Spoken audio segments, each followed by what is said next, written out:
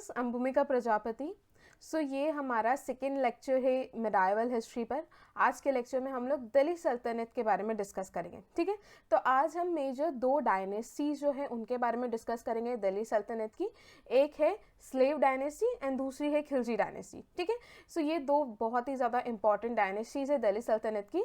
तो उनको step by step उनके रूलर्स, उनके इंपॉर्टेंट अचीवमेंट्स एंड उन सभी चीज़ों को हम लोग आज के लेक्चर में डिस्कस करेंगे। Right, so without wasting any time हम हमारा आज का लेक्चर स्टार्ट करते हैं।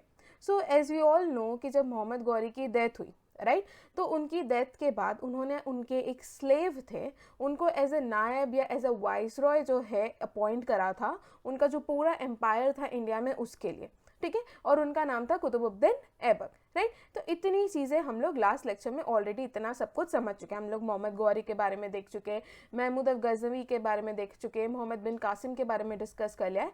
आज जो है हम दो बहुत ही इंपॉर्टेंट डायनेस्टीज ऑफ दिल्ली सल्तनत उन्हें डिस्कस करेंगे। और हमने कल ये भी देखा था कि फाइनली ये दिल्ली सल्तनत बनेगा कैसे। ठीक है, तो यहाँ पर एक स्लेव डायनेस्टी पहले आएगी, राइट, जिसे ममलुक डायनेस्टी भी कहा जाता है। राइट, और फिर धीरे धीरे जो है अलग अलग डायनेस्टीज आएगी। मेनली हम 4 डायनेस्टीज जो है इसमें देखिए, यूं तो हम लोग 5 डायनेस्टीज डिस्कस करेंगे जो कि है Mamluk, Khilji, Tughlaq, Sayyid dynasty and Lodi dynasty. ठीक है, इन पांचों डायनेस्टी के बारे में हम लोग डिस्कस करेंगे। आज का लेक्चर ममलुक और खिलजी डायनेस्टी पर होगा। क्लियर? हम लोग अब स्टार्ट करते हैं। देखिए, दिल्ली सल्तनत की हमने बात करी थी कि जब मोहम्मद गौरी की डेथ हुई, ठीक है, तो बहुत सारे कंटेंडर्स थे उनके थ्रोन पे बैठने के लिए, राइट, बट उसमें से उनका जो सबसे केपेबल कोई इंसान लगा था तो वो थे कुतुबुद्दीन ऐबक। राइट, इस कारण से उन्होंने कुतुबुद्दीन ऐबक को उनका जो पूरा एम्पायर था इंडिया में उसका वाइसरॉय बना के वो वहाँ से चले जाते हैं। ठीक है, उन्होंने मतलब उनकी जो भी पूरी रिस्पॉन्सिबिलिटी थी वो किसको दे दी थी, तो उन्होंने दे दी थी कुतुबुद्दीन ऐबक को। राइट, तो कुतुबुद्दीन ऐबक ने उस थ्रोन को असेंड करा एंड देन उन्होंने स्लेव डायनेस्टी स्टार्ट करी। राइट, उन्होंने स्लेव डायनेस्टी क्यों स्टार्ट करी? बिकॉज वो उनके स्लेव थे, उनको खरीदा गया था। ठीक है, मोहम्मद गौरी ने कुतुबुद्दीन ऐबक को खरीदा था उन्हीं के भाइयों से। क्लियर? तो इसलिए इन्होंने जब कुतुबुद्दीन ऐबक ने जो डायनेस्टी शुरू करी उसका नाम उन्होंने स्लेव डायनेस्टी रखा। क्लियर? जो मुस्लिम इन्वेजन्स इंडिया में हुए थे had ultimately resulted in establishment of Delhi सल्तनत। तो इन्हीं मुस्लिम इन्वेजन्स के कारण फाइनली भारत में दिल्ली सल्तनत इस्टेब्लिश हुआ, जो कब से कब तक एग्जिस्ट करा, तो ईयर इंपॉर्टेंट है, 1206 से लेके 1526 तक जो है ये सल्तनत एग्जिस्ट करा। ठीक है, धीरे धीरे ऑब्वियसली होता है, डायनेस्टीज बाय डायनेस्टीज चेंज हुई। ठीक है, देन लास्ट डायनेस्टी आई लोधी डायनेस्टी। ठीक है, फिर अगेन वीक सक्सेसर्स आने लगते हैं और वीक सक्सेसर्स इतनी उनको जो बड़ा एम्पायर मिलता है उसे अपने पास संभाल के नहीं रख पाते, तो उस केस में क्या होता है, डिक्लाइन होने लगता है। और डिक्लाइन होते होते एक बार डायनेस्टी पूरी खत्म हो जाती है, क्योंकि तब क्या होता है ना कि अगर आपके पास बहुत बड़ा एम्पायर है, राइट, और आप केपेबल नहीं हो उस बड़े से एम्पायर को रूल करने के लिए, तो उस केस में क्या होता है, जो छोटे छोटे किंगडम्स होते हैं, जो छोटे छोटे प्रोविंसेस होते हैं, क्या कहते हैं, वो खुद को इंडिपेंडेंट घोषित करके अपना खुद का रूल वहाँ पे स्टार्ट कर देते हैं। ये अक्सर हमने देखा है, चाहे हमने हमने अशोक के टाइम पे पढ़ा था, मौर्यन एम्पायर के टाइम पे पढ़ा था, ठीक है, गुप्ता एम्पायर के टाइम पे पढ़ा था, तो ये सारी चीज़ें हम लोग ऑलरेडी देख चुके हैं। राइट, तो ये डिक्लाइन वाली चीज़ें एक दो तो बहुत कॉमन होती है। राइट, देखिए 5 इसमें अलग अलग डायनेस्टीज है जिसके बारे में हम डिस्कस करेंगे। मैं आप लोगों को कह दी हूँ। ठीक है, एक स्लेव डायनेस्टी है, इसे ममलुक डायनेस्टी के नाम से भी जाना जाता है। ठीक है, उसके बाद Khilji dynasty, Tughlaq dynasty, Syed dynasty and Lodi dynasty. Right, ये पांचों डायनेस्टी जो है दिल्ली सल्तनत के अंडर थी। अब पांचों डायनेस्टीज का ये टाइम पीरियड है जो आप लोगों को याद रखना है। ठीक है, खैर सिर्फ टाइम पीरियड याद रख लो, हर रूलर का क्या टाइम पीरियड है वो ना भी याद रखोगे तो चलेगा, बस उनके कुछ अगर कुछ उन्होंने कुछ अचीव करा है, कुछ अलग करा है, हटके करा है, या कोई बैटल हुआ है उसका ईयर आप लोगों को याद रखना है। क्लियर? तो अब हम ना एक एक करके ये डायनेस्टीज के बारे में देख लेते हैं। जैसे कि जो स्टार्टिंग की 3 डायनेस्टीज थी ना, the slave dynasty, the Khilji dynasty और द तुगलक डायनेस्टी, ये तीनों जो है टर्किश रेस को बिलोंग करती थी।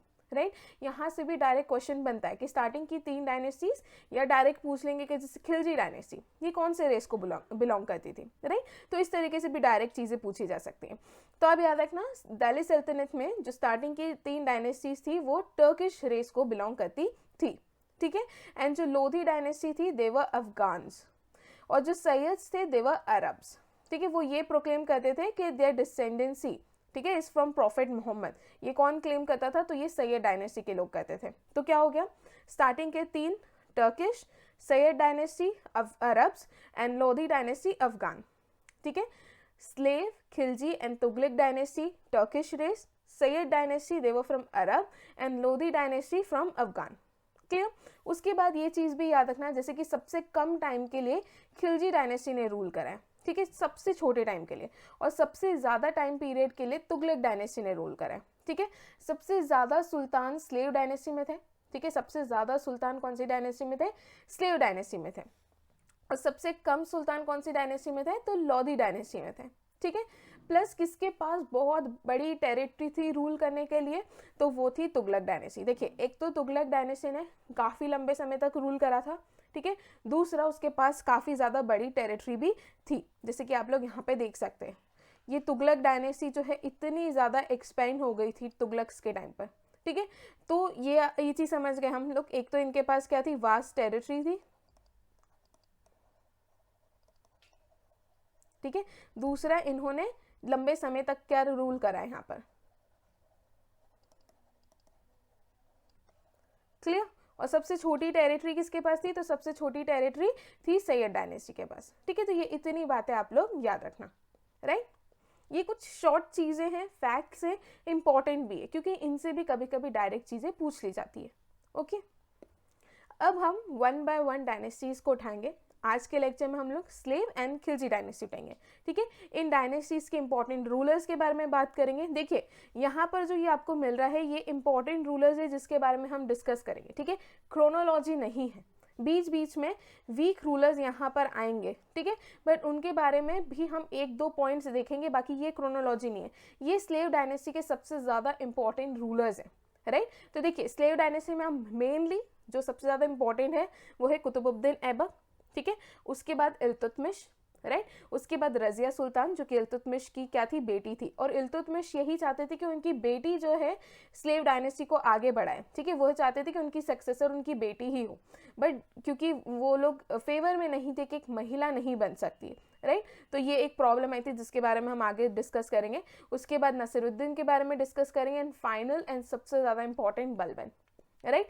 तो हम मेनली इन रूलर्स के बारे में डिटेल में डिस्कस करने वाले हैं। इसके अलावा बीच बीच में कौन आए हैं उन्हें भी देखेंगे, जैसे कि कुतुबुद्दीन ऐबक के बाद आराम शाह थे जो कि उनके पुत्र होते हैं, right, but he was not capable, लोगों के अकॉर्डिंग कि वो केपेबल नहीं है इस डायनेस्टी को रूल करने के लिए। तो कुतुबुद्दीन ऐबक के जो स्लेव थे इल्तुतमिश, बाद में वो इस डायनेस्टी को क्या करते हैं, या आराम शाह को क्या करते हैं, ओवरटेक करके इस डायनेस्टी को आगे बढ़ाते हैं, क्लियर। तो इस चीज़ों को हम लोग अभी देखेंगे। तो सबसे पहले बात आती है कुतुबुद्दीन ऐबक की। पहली चीज़ हम जानते हैं ये क्या थे, तो ये मोहम्मद गौरी के स्लेव थे, ठीक है। अरेबिक लैंग्वेज में स्लेव मतलब होता है ममलुक, राइट। यही एक रीज़न है कि स्लेव डायनेस्टी को ममलुक डायनेस्टी के नाम से भी जाना जाता है। क्यों कहा जाता है, बिकॉज अरेबिक लैंग्वेज में स्लेव मतलब क्या होता है, ममलुक, ओके। एंड यही एक रीज़न है slave dynasty is also known as Mamluk dynasty, clear. The dynasty established by Qutbuddin Aibak is called slave dynasty और Mamluk dynasty, जो मैं आप लोगों को अभी बता दूँ, right? So Aibak is considered as real founder of Muslim rule in India. क्यों रियल फाउंडर कहा जा रहा है, बिकॉज इसके टाइम से, ठीक है, यहाँ से जो है इन्होंने टेरिटरी को क्या करने शुरू कर दिया, एक्सपेंशन। इंपीरियलिस्ट इन लोगों की पॉलिसी होने लगी कि इनको यहाँ पर सेटल होना है, अपनी टेरिटरी को और आगे बढ़ाना है और यहीं पर रूल करना है, राइट। इसलिए कहा जाता है कि he is the real founder of Muslim rule in India, ठीक है।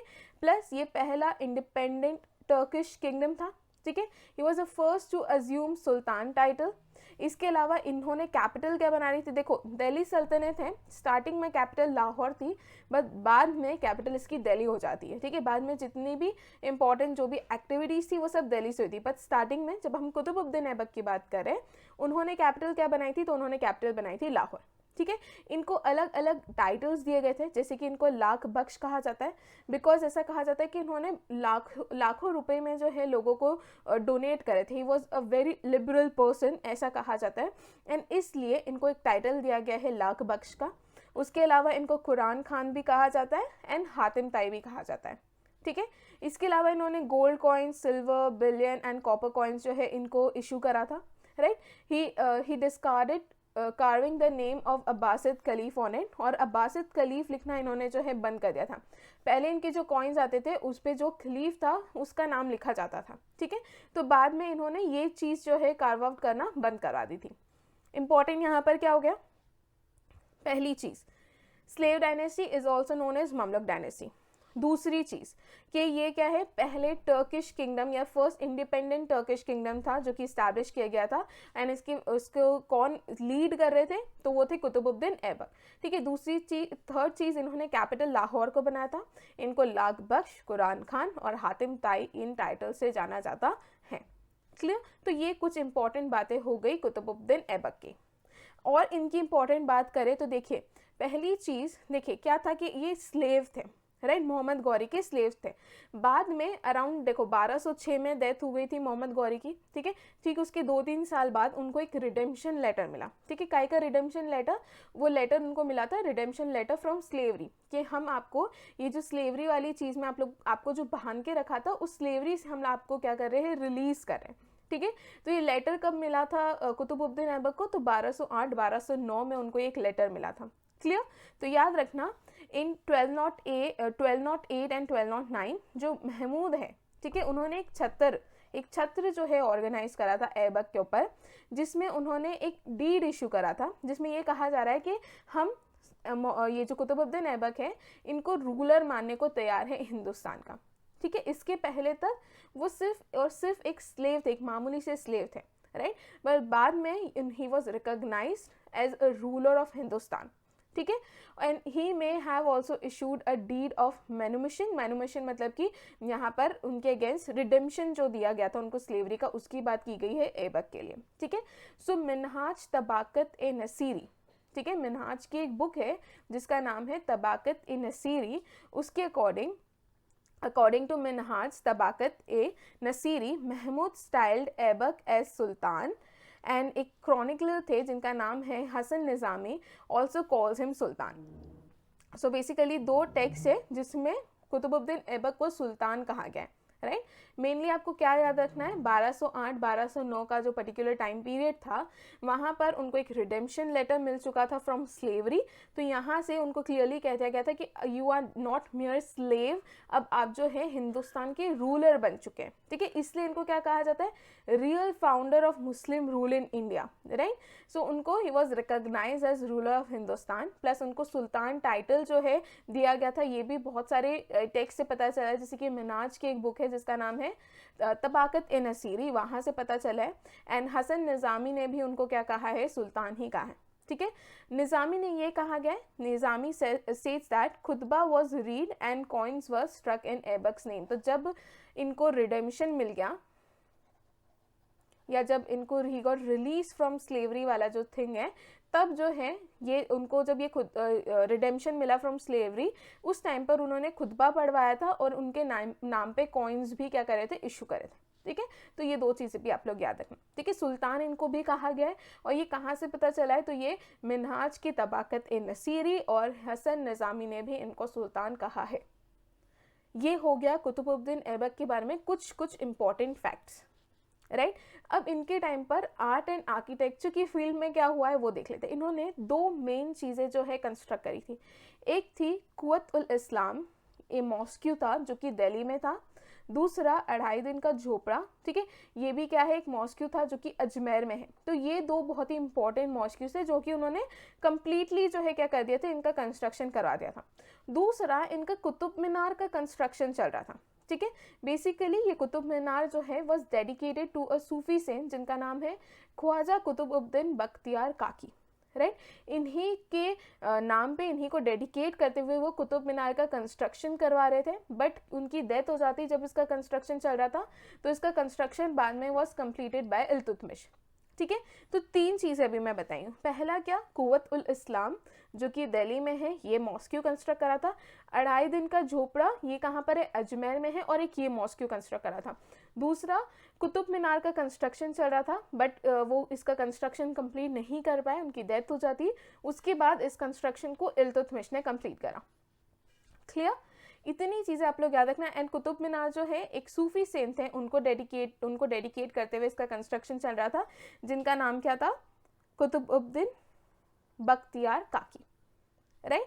उसके अलावा ठीक है, जो कुतुबुद्दीन ऐबक है, he used to patronise Fakhruddin, ठीक है, जो कि तारिक ए मुबारक शाही एक बुक है उसके ऑथर थे, तो वो फखरुद्दीन को पैट्रोनाइज करते थे एंड हसन निज़ामी को पैट्रोनाइज करते थे, ठीक है। अभी मैंने आपको ये भी बता दिया कि हसन निज़ामी वाज अ पर्सन जिन्होंने इनको सुल्तान कह के पुकारा है, राइट। तो दो लोग थे वो पैट्रोनाइज बाय कुतुबुद्दीन ऐबक, एक है फखरुद्दीन, राइट, दूसरे हैं हसन निज़ामी। फखरुद्दीन की एक बुक इंपॉर्टेंट है, देखिए लिटरेचर की बात आती है ना तो हर ऑथर एंड उनकी इंपॉर्टेंट बुक्स जो है, राइट, वो बहुत ज़्यादा इंपॉर्टेंट हो जाती है बिकॉज एग्जाम में डायरेक्टली इनसे क्वेश्चंस बनते हैं। तो फखरुद्दीन की बुक कौन सी है, तो फखरुद्दीन की बुक है तारिक ए मुबारक शाही, राइट, तारिक ए मुबारक शाही, किसकी, फखरुद्दीन की। उसके बाद हसन निज़ामी की बात करूँ तो तज उल मसीर, ये किसकी बुक है, तो ये है हसन निज़ामी की, ठीक है। तो ये दो इम्पॉर्टेंट है, इन दोनों को आपको याद रखना है। उसमें से तजुल मशीर इसलिए ज़्यादा इंपॉर्टेंट हो जाता है बिकॉज इसे कहा जाता है कि this is the first official history of Delhi सल्तनत, इसलिए हसन निज़ामी की बुक दैट इज़ तजुल मसीर काफ़ी ज़्यादा इंपॉर्टेंट हो जाती है। क्या नाम है, तजुल मसीर, किसकी है, हसन निज़ामी की। क्यों इंपॉर्टेंट है, बिकॉज इसको फर्स्ट ऑफिशियल हिस्ट्री कहा जा रहा है या हिस्ट्री की बुक माना जा रहा है ऑफ दिल्ली सल्तनत। क्लियर, यहां तक इतनी बातें समझ में आई आप लोगों को जो कि आप लोगों को याद रखनी है, ठीक है। अब यहाँ पर हो जाती है कुतुबुद्दीन ऐबक की डेथ, ठीक है, ज़्यादा समय तक वो रूल नहीं कर पाए, चोगन खेलते हुए या जिसे हॉर्स पोलो कहते हैं वो खेलते हुए उनकी डेथ हो जाती है 1210 में, ठीक है। इतनी चीज़ें आप लोगों को क्या करनी है, तो हमने अभी तक क्या क्या देख लिया, हमने कुतुबुद्दीन ऐबक के बारे में सारी इंपॉर्टेंट बातें डिस्कस कर ली, जैसे कि पहली चीज़ स्लेव डायनेस्टी, उसे ममलुक डायनेस्टी के नाम से भी जाना जाता है, ठीक है। उन्हें सुल्तान टाइटल भी दिया गया है, उन्हें लाख बख्श कहा जाता है, कुरान खान के नाम से जाना जाता है, हातिम ताई के नाम से जाना जाता है, ठीक है। प्लस उसके अलावा हमने क्या देखा, उन्होंने कैपिटल क्या बना के रखी थी, लाहौर बना के रखी थी। उसके बाद 1208-1209 में उनको रूलर ऑफ हिंदुस्तान फाइनली कहा गया, ठीक है। उनको रिडेम्पशन लेटर मिल गया था फ्रॉम स्लेवरी। उसके बाद उनके कुछ इंपॉर्टेंट आर्ट एंड आर्किटेक्चर की हमने बात की, जैसे कि उन्होंने दो इंपॉर्टेंट मॉस्क्यूज का कंस्ट्रक्शन किया था, एक है 2.5 दिन का झोपड़ा जो कि अजमेर में है और दूसरा है कुव्वत उल इस्लाम जो कि दिल्ली में, ठीक है। इसके अलावा हमने क्या देखा, कुतुब मीनार का कंस्ट्रक्शन उन्होंने स्टार्ट कर रखा था, ठीक है, बट वो उसका कंस्ट्रक्शन कंप्लीट नहीं करा पाए और चौगन खेलते हुए उनकी डेथ हो जाती है, इसलिए उस कुतुब मीनार के कंस्ट्रक्शन को कंप्लीट किसने करा था, तो इल्तुतमिश ने कंप्लीट करा था। दो इम्पॉर्टेंट लोग हैं हुआ पैट्रोनाइज बाय हिम, जिनका नाम है हसन निज़ामी और दूसरा नाम है फखरुद्दीन, ठीक है। फखरुद्दीन ने कौन सी बुक लिखी, तो उन्होंने लिखी है तारिक ए मुबारक शाही, राइट, एंड तजुल मसीर जो है ये बुक किसने लिखी, तो हसन निज़ामी ने। एंड तजुल मसीर क्यों इंपॉर्टेंट है, बिकॉज इसे फर्स्ट ऑफिशियल हिस्ट्री बुक कहा जाता है ऑफ दिल्ली सल्तनत, राइट। तो इतनी चीज़ें आप लोगों को कुतुबुद्दीन ऐबक के बारे में याद रखनी है, राइट। आगे बढ़ते हैं।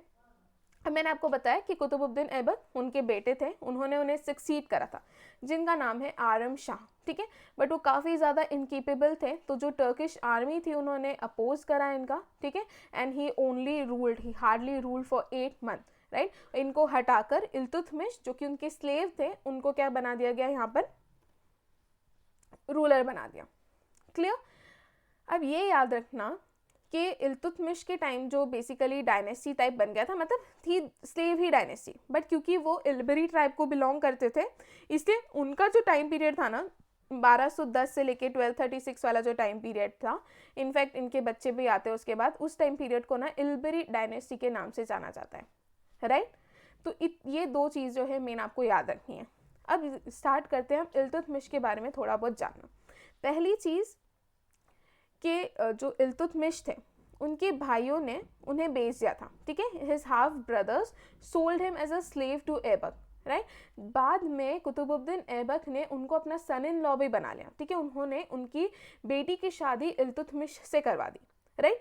लेटर ऐबक ने उनको एज अ इख्तेदार अपॉइंट कर रखा था ग्वालियर का। देखिए वो टाइम पीरियड था जहाँ पे स्लेव्स को भी काफ़ी अच्छी तरीके से ट्रीट किया जाता था, ठीक है, उनको इक्वल ट्रीट किया जाता था, उनको अच्छे से रखा जाता था। यही एक रीज़न है, देखो, बिकॉज कुतुबुद्दीन ऐबक खुद एक स्लेव थे, राइट। तो यहाँ पे क्या हो गया कि ऐबक जो है वॉज अपॉइंटेड एज इख्तेदार ऑफ ग्वालियर। यहाँ से बहुत बार क्वेश्चन पूछे गए कि इल्तुतमिश को कहाँ का इख्तेदार के तौर पे अपॉइंट किया गया था, तो उन्हें ग्वालियर का इख्तेदार के तौर पे अपॉइंट किया था। और अपॉइंट किसने करा था, तो अपॉइंट उनको ऐबक ने करा था, ठीक है। फिर इन 1211 AD, Iltutmish, he dethroned Aram Shah and he became the Sultan with the name of Shamsuddin, ठीक है। तो वो शम्सुद्दीन नाम से उन्होंने क्या करा, वो स्लेव डायनेस्टी के नए सुल्तान बने, ठीक है। उन्होंने आरम शाह को वहाँ से डीथ्रोन करके खुद जो है थ्रोन पे वो बैठ गए, ठीक है। पहली चीज़ क्या बोली, इल्बरी ट्राइब को बिलोंग करते थे, इसलिए उनका जो टाइम पीरियड है उस समय इस डायनेस्टी को इल्बरी डायनेस्टी के नाम से जाना जाता है, ठीक है। देखिए, अगर हम देखें तो स्लेव डायनेस्टी जो है उसे ममलुक डायनेस्टी भी कहते हैं, प्लस उसे इल्बरी डायनेस्टी भी कहते हैं। तो यहाँ पर आप लोग कंफ्यूज मत हो जाना, ठीक है। दोनों ही नाम से स्लेव डायनेस्टी को जाना जाता है, ओके। तो पहली चीज़ इल्बरी डायनेस्टी, दूसरी ही वॉज अपॉइंटेड एज इख्तेदार ऑफ ग्वालियर। उसके अलावा Iltutmish he was a great statesman, ठीक है। इन 1229 ही रिसीव्ड अ मंसूर, ठीक है, जैसे कि उनको एक रिडेम्पशन लेटर मिला था, ठीक है, जहाँ पर उनको रूलर ऑफ हिंदुस्तान कहा था, किसको, ऐबक को। सिमिलरली इनको एक मंसूर मिला था, again this was a letter of recognization from Abbasid खलीफ, जिसमें ये कहा गया है कि now he is the legal sovereign ruler of India, ठीक है। जैसे कि कुतुबुद्दीन ऐबक को रूलर ऑफ हिंदुस्तान कहा गया था, यहाँ पर इनको जो मंसूर मिला था उसमें ये कहा गया था कि that he is the legal sovereign of India, okay. Now the real consolidator of Turkish rule इनको कहा गया in India and also Delhi. Plus इन्होंने, मैंने कहा था ना कि स्टार्टिंग में ऐबक ने कैपिटल जो है लाहौर रखी थी, क्योंकि पर ये दिल्ली सल्तनत है तो दिल्ली यहाँ इंपॉर्टेंट हो जाता है, इसलिए कैपिटल वाला क्वेश्चन भी इंपॉर्टेंट हो जाता है, ठीक है। सो ये याद रखना कि लाहौर से कैपिटल को दिल्ली किसे शिफ्ट करा था, तो इल्तुतमिश ने लाहौर से कैपिटल को दिल्ली शिफ्ट कर दिया था, राइट। इनकी जो मंगोल पॉलिसी थी, उन्होंने उस मंगोल पॉलिसीज़ ने चंगेज़ खान के अटैक से बेसिकली इंडिया को बचाया था, राइट। आगे देखेंगे हम किस तरीके से इन्होंने एक पर्शियन जो थे उनको छत्र छाया में रखने से मना कर दिया था, मतलब उन्होंने उनकी हेल्प नहीं करी थी, ठीक है। और उस पर्सन के पीछे चंगेज़ खान पड़े हुए थे। अगर इल्तुतमिश उस बंदे की मदद करते ना, तो शायद इंडिया पे आज जो है मंगोल्स रूल कर रहे होते, तो हिस्ट्री पूरी की पूरी चेंज हो जाती, राइट। तो ये चीज़ भी आप याद रखना। Now introduce Arabic coinage into India, तो इन्होंने अरेबिक कॉइनेज सिस्टम इंडिया में शुरू करा था। सिल्वर कॉइन इनके टाइम पर इशू होते थे जिनको तंका कहा जाता था, एंड कॉपर कॉइन्स इशू होते थे जिनको जितल कहा जाता था, ठीक है। दोनों डायरेक्ट क्वेश्चंस बनते हैं, कंफ्यूज होने की ज़रूरत नहीं है, right.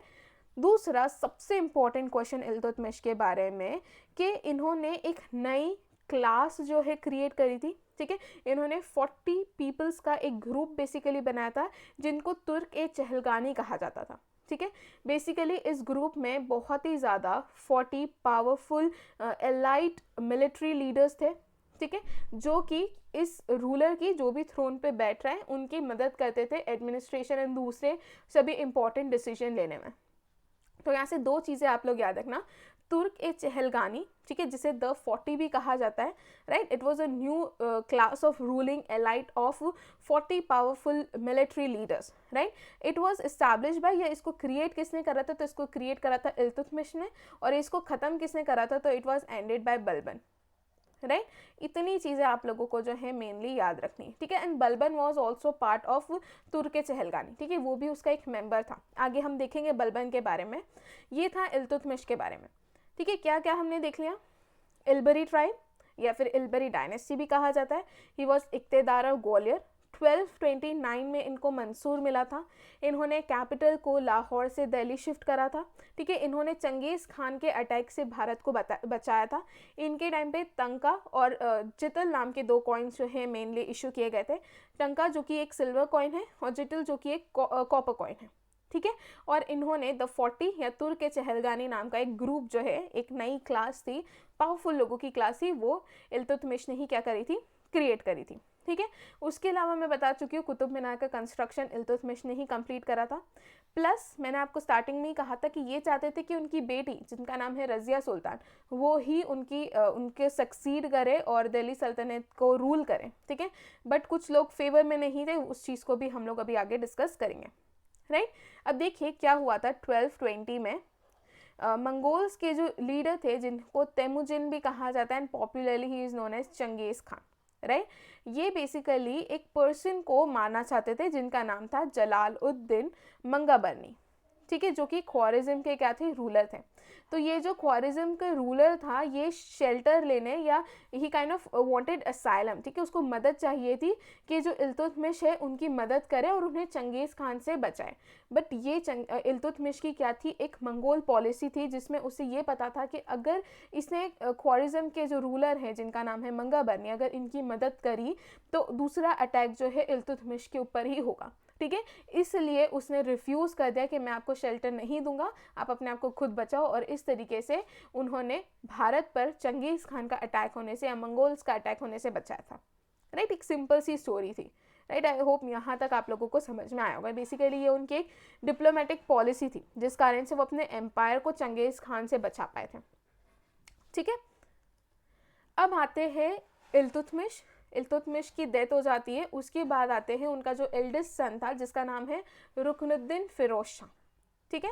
Ruknuddin Firoz Shah was eldest son of Iltutmish who ascended the throne with help of nobles. तो जो नोबल्स थे या जो द 40 जिनको कह रहे हैं या तुर्के चहलगानी जो है उनकी मदद से रुकनुद्दीन फिरोज शाह को थ्रोन पे बिठाया गया था। दो इल्तुतमिश क्या चाहते थे, उनकी बेटी बैठे थ्रोन पे रज़िया सुल्तान, बट ये नोबल्स जो थे उस चीज़ के फेवर में नहीं थे, वो एक लड़की को एज अ सुल्तान एक्सेप्ट नहीं कर सकते थे, राइट। इसलिए उन्होंने क्या करा, इल्तुतमिश का जो एल्डेस्ट सन था जिसका नाम है रुकनुद्दीन फिरोज शाह, उसे क्या करा, थ्रोन पे बिठाया, उसको गद्दी पे बिठाया, ठीक है। सो बट मुल्तान के जो when the governor of Multan revolted, जो रुकनुद्दीन फिरोज शाह है वो he march to suppress the revolt और वहाँ पर उनकी क्या हो जाती है, बेसिकली डेथ हो जाती है, राइट।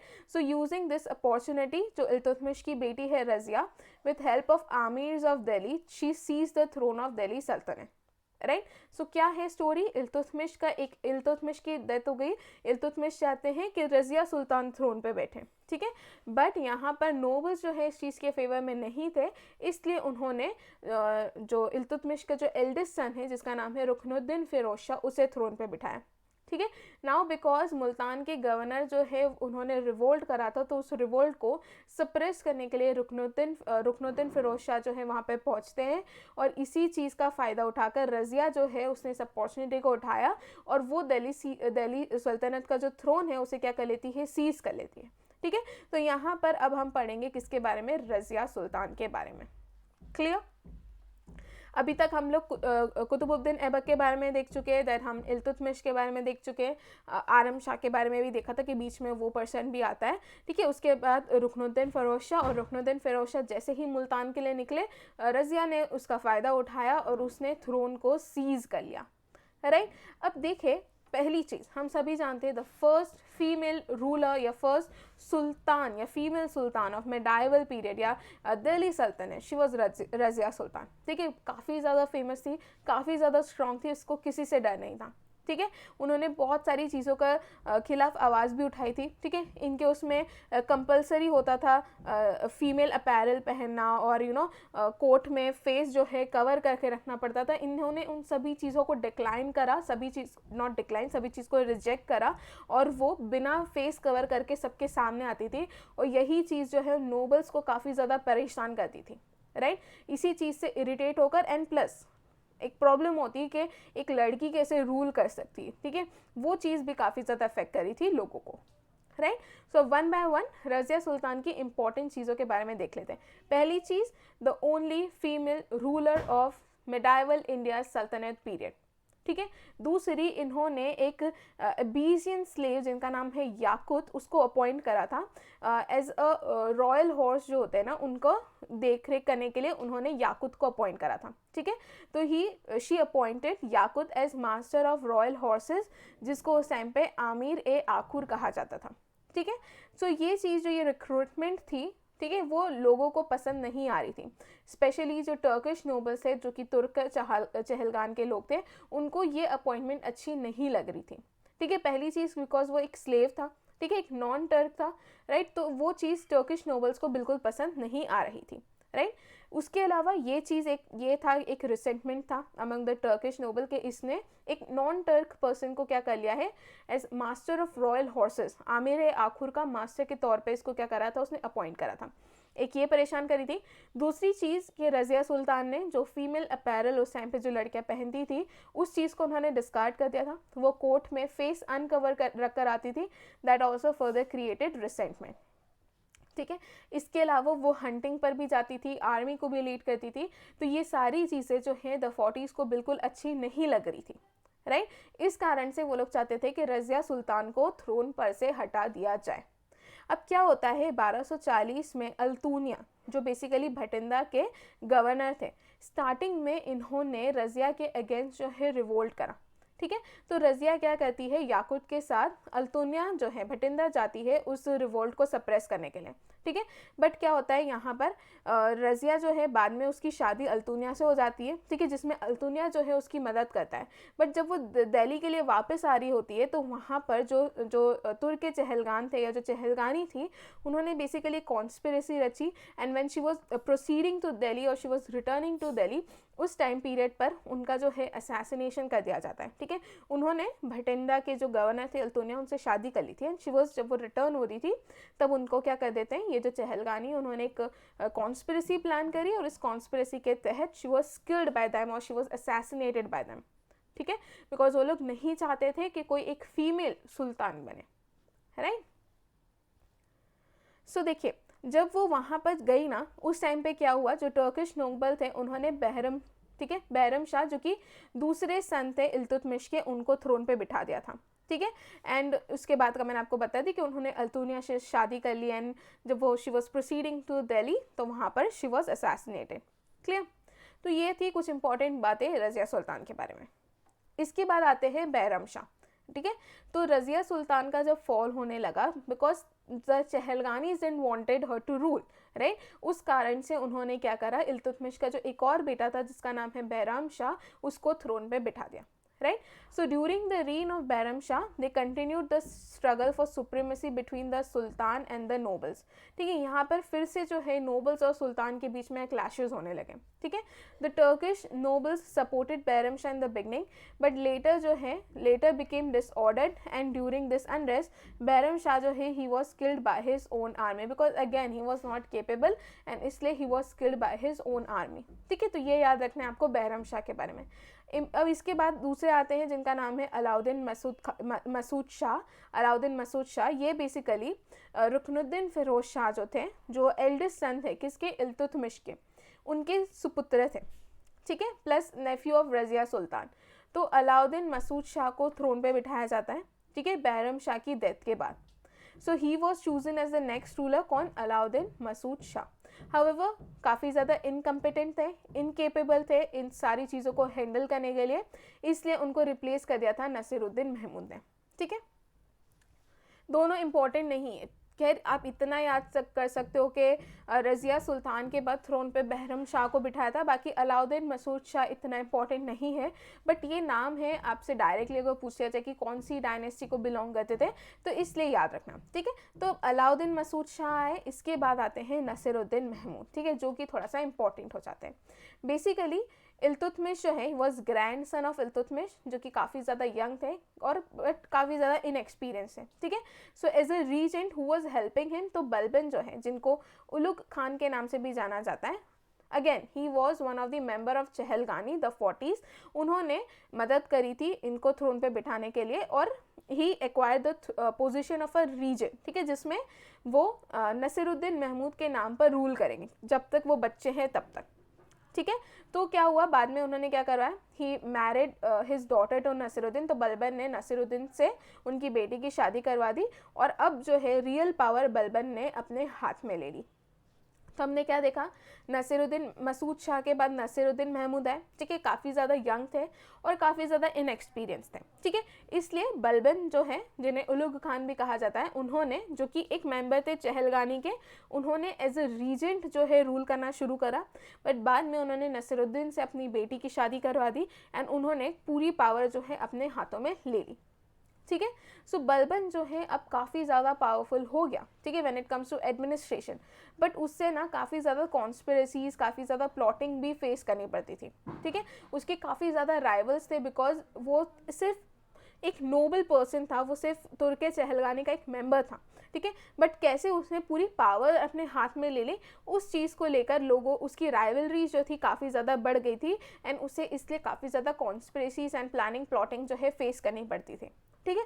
बट देखिए क्या होता है, 1265 में नसरुद्दीन महमूद जो है उनकी डेथ हो जाती है। कुछ लोगों का ऐसा मानना है, स्पेशली एक हिस्टोरियन है जिनका नाम है इब्न बतूता, उनका ये मानना है कि बलबन ने ही उनकी हत्या करवाई थी so that he can ascend the throne या he can seize the throne. तो ये कुछ बातें हैं जो कि आपको नसीरुद्दीन महमूद के बारे में याद रखनी। यहाँ पर रोल ख़त्म हो जाता है नसीरुद्दीन महमूद का और फाइनली पिक्चर में आते हैं बलबन, ठीक है। सो अब हम देखेंगे किसके बारे में, बलबन के बारे में। यहाँ तक चीज़ें समझ में आई। अब हम किसके बारे में देखने वाले हैं, तो हम देखेंगे बलबन, ठीक है। इंपॉर्टेंट शॉर्ट में अगर चीज़ें देखें, पहली चीज़ उलुग खान के नाम से जाना जाता है, ठीक है।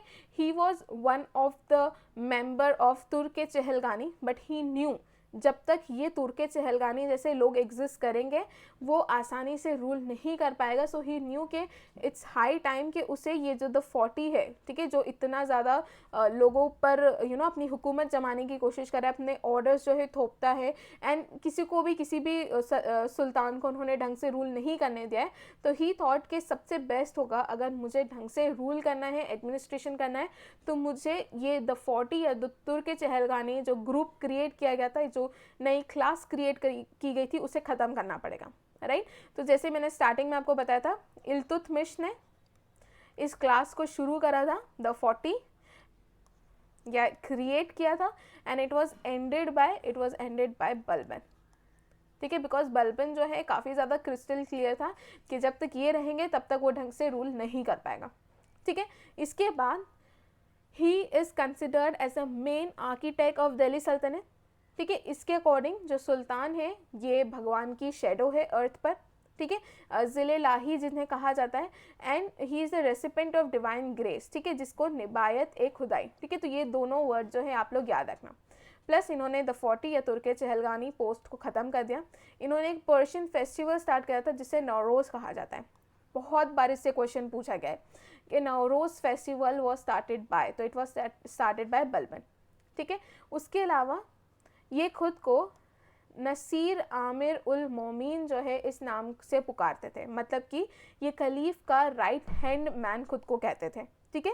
क्या है, नसीर आमिर उल मोमीन। ये टाइटल किसने लिया था, तो ये लिया था बलबन ने, राइट। तो इतनी ये बात है। दूसरा, इनके एडमिनिस्ट्रेशन की बात करूँ तो दीवान वजारत, ठीक है, इन्होंने जो फाइनेंस डिपार्टमेंट था उसको मिलिट्री डिपार्टमेंट से क्या कर दिया, सेपरेट कर दिया, ठीक है। एक क्या है दीवान वजारत और दूसरा क्या है दीवान ए अर्ज, ठीक है। तो उन्होंने फाइनेंस डिपार्टमेंट को मिलिट्री डिपार्टमेंट से क्या कर दिया था, सेपरेट कर दिया था।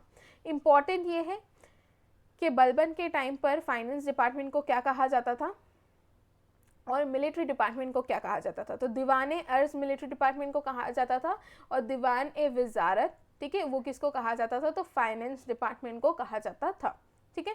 नौरोज़ फेस्टिवल का मैं बता दूं, जो इन्होंने इंट्रोड्यूस करा था, एक पर्शियन फेस्टिवल था।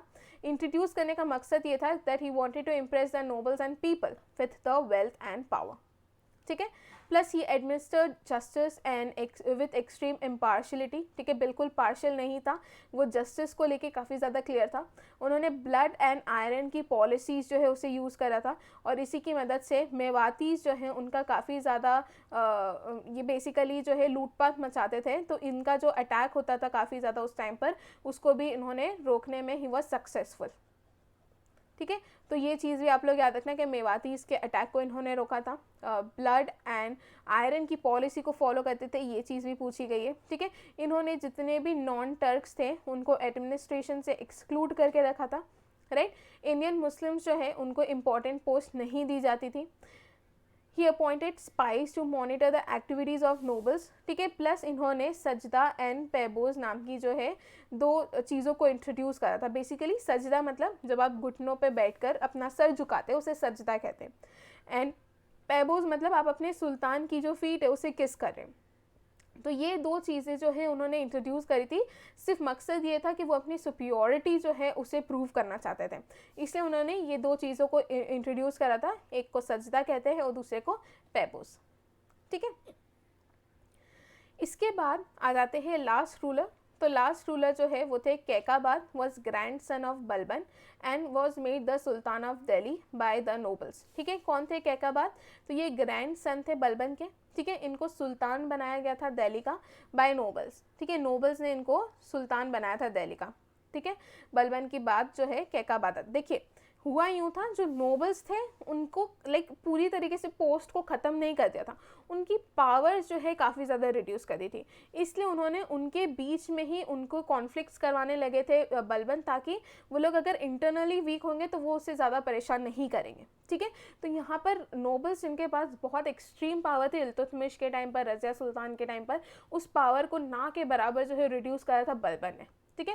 बट अगेन जब बलबन की डेथ हो जाती है उसके बाद कैकाबाद आते हैं, ठीक है। And Kaiqubad was made the sultan of Delhi by these nobles and he was soon replaced by his son जिनका नाम है कैमूर, ठीक है। फिर 1290 में फिरोज द अरीज ए मुमालिक जो कि मिनिस्टर ऑफ वॉर थे, उन्होंने क्या करा, उन्होंने कैमूर की हत्या कर दी, थ्रोन को कैप्चर करा और उन्होंने एक नई डायनेस्टी इस्टेब्लिश करी जिनका नाम था खिलजी डायनेस्टी, ठीक है। He took the title of Jalaluddin Khilji and establish the Khilji dynasty. तो दो चीज़ तो आप वैसे ही समझ गए यहाँ पे। जलालुद्दीन खिलजी की बात करें तो वो क्या थे, वो थे अरीज ए मुमालिक, ठीक है। मतलब क्या, मिनिस्टर ऑफ वॉर थे, ठीक है। नाम क्या था इनका? फिरोज नाम था। और इन्होंने ही क्या करा, इन्होंने कैमूर की हत्या करी और इन्होंने खिलजी डायनेस्टी जो है उसे क्या करा, इस्टेब्लिश करा, ठीक है। इतनी चीज़ आप लोगों को याद रखनी है स्लेव डायनेस्टी के बारे में। पहली चीज़ हो गया, फाउंडर कह सकते हैं या जिसको कंप्लीट पावर दिया था वो थे कुतुबुद्दीन ऐबक, ठीक है। उसके बाद लास्ट रूलर याद रखना, वो कौन है? कैमूर। कैमूर की हत्या किसने करी है? तो फिरोज ने करी है, जिनको जलालुद्दीन खिलजी भी कहा जाता है।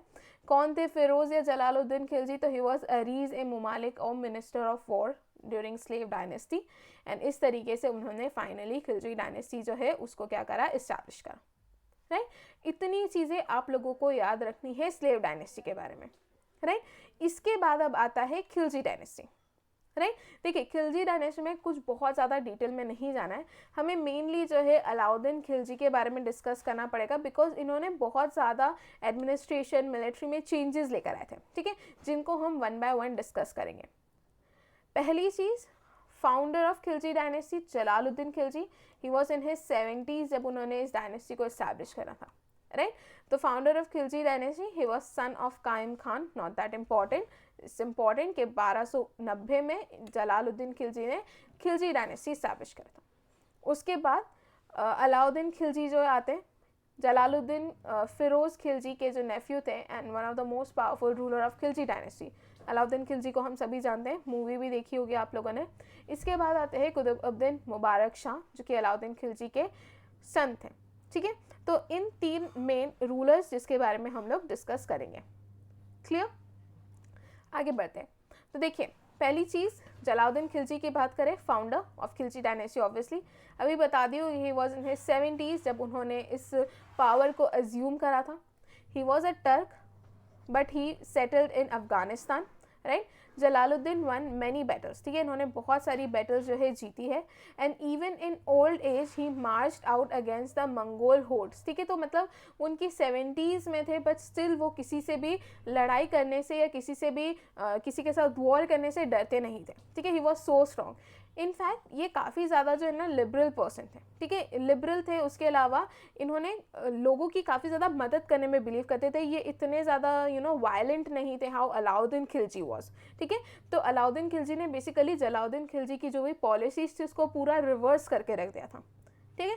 तो he gave his second daughter to Mongol leader जिनका नाम है उलुग खान, राइट। तो जब उन्होंने मंगोल के अगेंस्ट मार्च करा था and he successfully halted the entry, उस टाइम पर मंगोल के जो लीडर थे जिनका नाम है उलुग खान, उनसे उन्होंने अपनी सेकंड बेटी की शादी करा दी थी, ठीक है।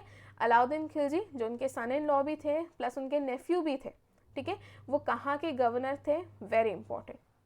यहाँ से क्वेश्चन बनता है कि जलालुद्दीन के टाइम पर अलाउद्दीन खिलजी कहाँ के गवर्नर थे, तो वो थे कारा के गवर्नर, ठीक है। जैसे कि ग्वालियर के गवर्नर थे कुतुबुद्दीन ऐबक मोहम्मद गौरी के टाइम पर, ठीक है। सिमिलरली ये कहाँ के गवर्नर थे, तो ये कारा के गवर्नर थे, ठीक है। Then Alauddin invaded Devagiri kingdom, ठीक है, एंड वहाँ से काफ़ी ज़्यादा वेल्थ जो है उन्होंने प्रोक्योर करी थी।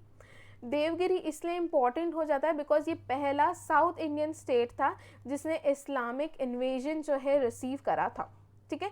Letter Alauddin murdered his uncle Jalaluddin and he ascended the throne.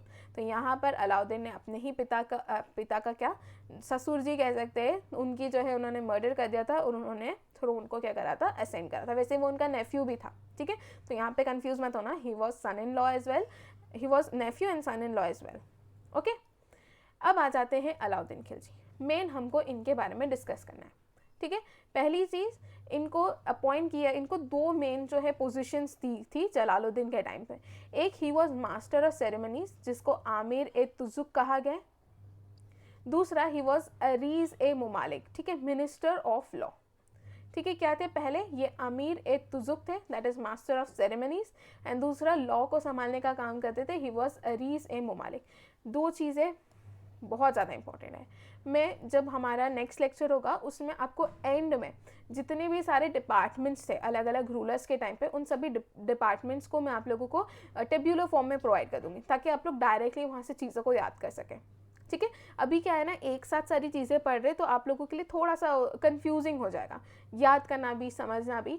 तो आपको ये सारे डिपार्टमेंट्स टेब्यूलर फॉर्म में नेक्स्ट लेक्चर में मिल जाएंगे, ठीक है। इसके अलावा जलालुद्दीन की policy of tolerance that was reversed bye Alauddin Khilji. Jalaluddin काफ़ी ज़्यादा टॉलरेंट पर्सन थे, ठीक है, वो सभी चीज़ों को लेके लिबरल उनकी थॉट थी, बट ये पूरी पॉलिसी को रिवर्स कर दिया था अलाउद्दीन खिलजी ने। उन्होंने हर चीज़ में हार्श पनिशमेंट रख रखी थी, ठीक है, जो भी उनको अपोज करेगा उन्हें इनका जो गुस्सा है, इनके जो वायलेंस है, वो सारी चीज़ों को झेलना पड़ेगा, ठीक है। So to keep on hold on nobles, again Alauddin Khilji के टाइम पर he prohibited to hold festivals, ठीक है। नोबल्स मतलब उस समय जो अमीर लोग थे उस सोसाइटी में, ठीक है, ताकि वो इसके अगेंस्ट जाके रिवोल्ट ना करे, इसलिए उन्होंने क्या क्या करा था, उन्होंने फेस्टिवल्स प्रोहिबिट करे थे। जैसे कि बलबन ने नौरोज स्टार्ट करा था नोबल्स को इम्प्रेस करने के लिए प्लस अपना पावर बताने के लिए। सिमिलरली अलाउद्दीन खिलजी ने पूरा उल्टा करा है, उसने फेस्टिवल्स को प्रोहिबिट कर दिया, बिना उसके शादियाँ नहीं हो सकती थी। उन्होंने वाइन्स को बैन कर रखा था, किसी भी तरीके का अल्कोहल जो है वो लोग नहीं पी सकते थे, ठीक है। Social gatherings were not allowed, plus उन्होंने उनकी स्पाई सर्विसेज जिनको बारिद भी कहा जाता है उसे ऑर्गेनाइज करा था। तो ये कुछ चीज़ें थी that was done by him to keep hold on nobles, clear. दूसरी चीज़, ये पहले सुल्तान थे जिन्होंने रिलीजन को पॉलिटिक्स से अलग रख रखा था, वेरी इंपॉर्टेंट, ठीक है। उनका मानना था कि किंगशिप जो है नोज नो किंगशिप। ये चीज़ भी यहाँ से भी डायरेक्ट होता है कि विच किंग प्रोक्लेम्ड दैट या which ruler proclaimed that kingship knows no kingship, तो वो कौन से रूलर थे, तो वो थे अलाउद्दीन खिलजी। इसके अलावा बुक्स की बात करें तो बर्नी नाम के एक पोएट थे जिन्होंने एक बुक लिखी थी जिसका नाम है तारिक ए फिरोज शाही, इम्पॉर्टेंट। इसके अलावा ये आमिर खुसरो और मीर हसन देलवी इनको पैट्रोनाइज करते थे। इन्होंने सिकंदर ए आज़म का टाइटल अडॉप्ट कर रखा था। आमिर खुसरो को भी इन्होंने एक टाइटल दिया था, very important, Tuti e Hind, that is parrot of India. ये टाइटल किसने दिया था, आमिर खुसरो को, तो ये टाइटल दिया था अलाउद्दीन खिलजी ने। तो खुद कौन सा टाइटल उन्होंने अडॉप्ट कर रखा था, तो सिकंदर ए आज़म, एंड आमिर खुसरो को कौन सा टाइटल दे रखा था, तूती ए हिंद, ठीक है, पैरेट ऑफ इंडिया, क्लियर। तो ये याद रखना, इनको क्या कहा जाता था, सिकंदर ए आज़म जो है नाम से जाना जाता था। इन्होंने मंगोल्स को डिफीट करा था, ठीक है, बैटल ऑफ जालंधर, कीली, अमरोहा, रावी, इन सभी बैटल्स में।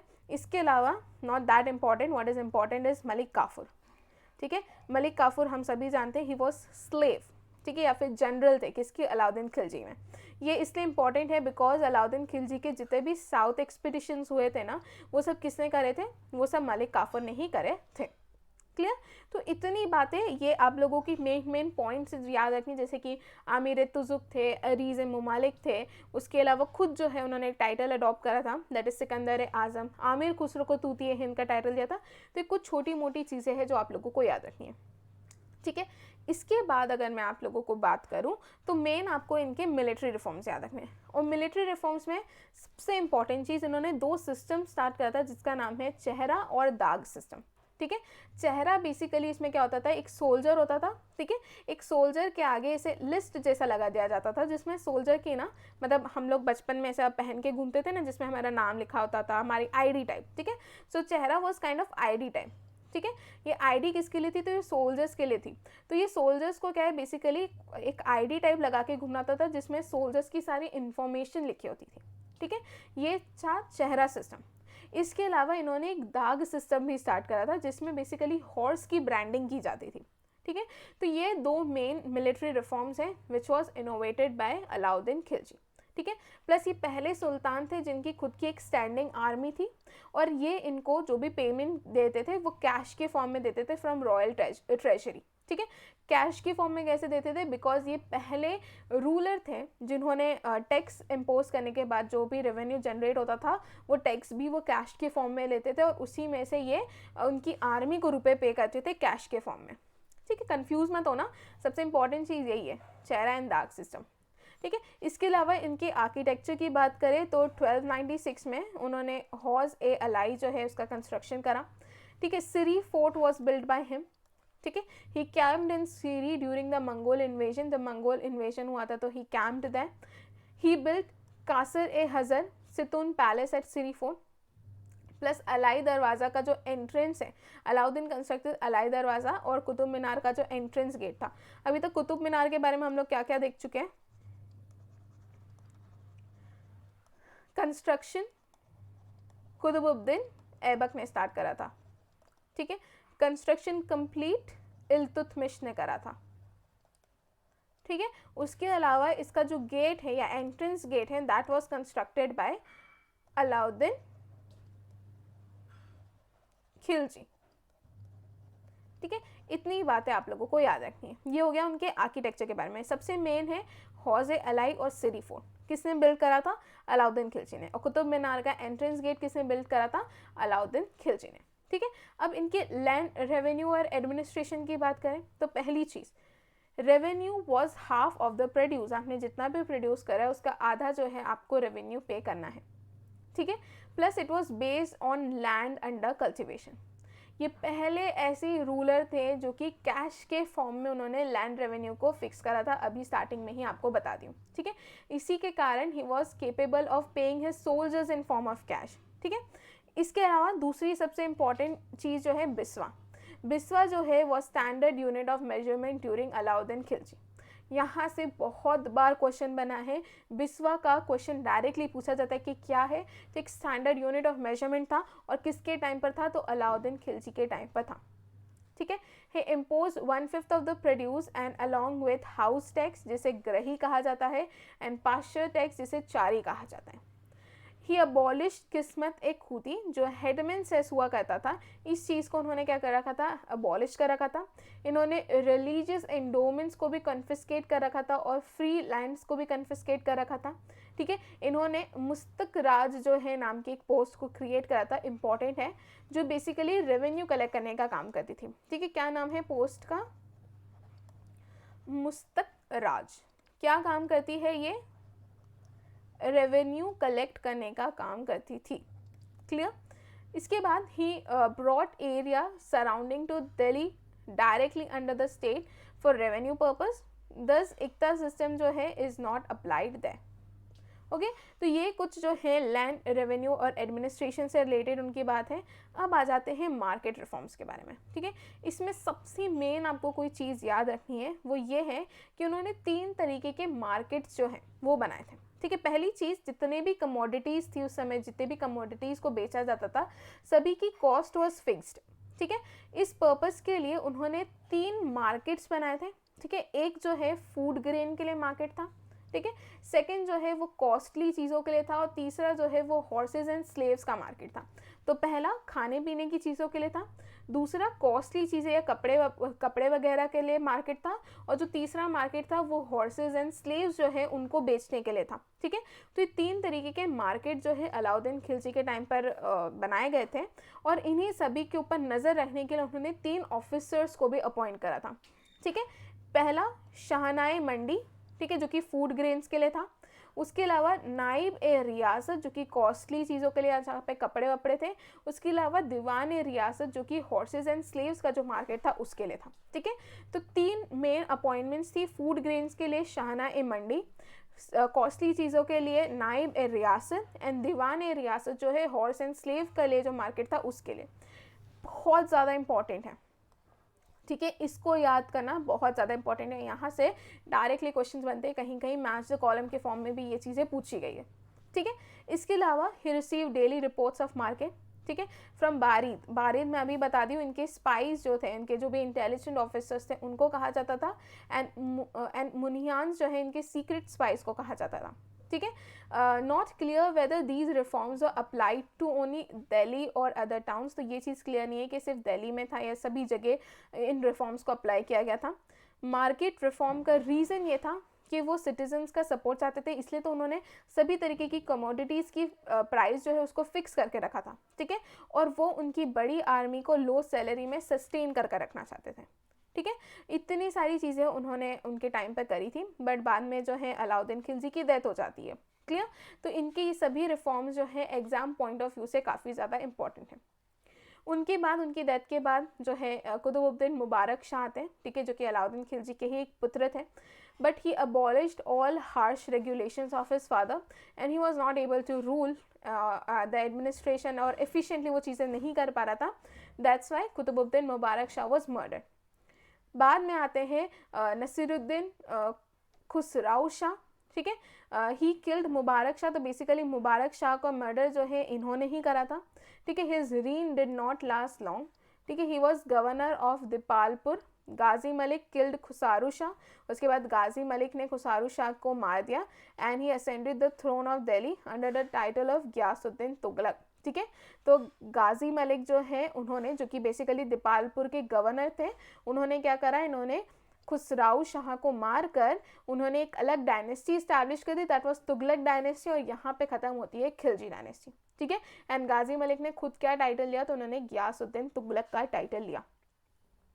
सो ये थे यहाँ तक के एंड रूलर्स। यहाँ तक हमने पूरा तुगलक डायनेस्टी के बारे में खिलजी डायनेस्टी के बारे में देख लिया, स्लेव डायनेस्टी के बारे में देख लिया। जितनी भी इंपॉर्टेंट चीज़ें उनसे बनती है वो सभी भी हम लोग सब चीज़ों को हमने डिस्कस कर लिया, राइट। सो आई होप यहाँ तक आप लोगों को कोई डाउट नहीं होगा, सारी चीज़ें अच्छे से समझ में आई होगी, सब कुछ क्रिस्टल क्लियर होगा। एज आई ऑलवेज से, आप लोगों को डाउट है तो आप लोग मुझसे पूछे, ठीक है। आप सब तक पूछेंगे नहीं, चीज़ें क्लियर नहीं होगी, ठीक है। डाउट को डाउट ही रहने देंगे तो कोई मतलब नहीं है। उसके अलावा इन प्रैक्टिस क्वेश्चंस को सॉल्व कीजिए। जैसे कि मैं हमेशा कहती हूँ कि 2 बार लेक्चर देखिए, एक बार पीपीटी में से पढ़िए, एमसीक्यू क्वेश्चन अटेम्प्ट करिए, आपका हर टॉपिक प्रिपेयर हो जाएगा। हर टॉपिक को इसी तरीके से पढ़िए, ठीक है। सो आज के हम प्रैक्टिस क्वेश्चंस पहले देख लेते हैं। तो पहला question is, blood and iron policy was started by which ruler. Qutub Minar का कंस्ट्रक्शन जो है वो किसने करा था, ठीक है। इसके अलावा हु व मुनियान्स, मुनियान्स जो है कौन है। क्वेश्चन नंबर 4, चेहरा एंड दाग सिस्टम किसने स्टार्ट करा था, एंड नौरोज फेस्टिवल किसने स्टार्ट करा था, ठीक है। तो ये 5 क्वेश्चन है।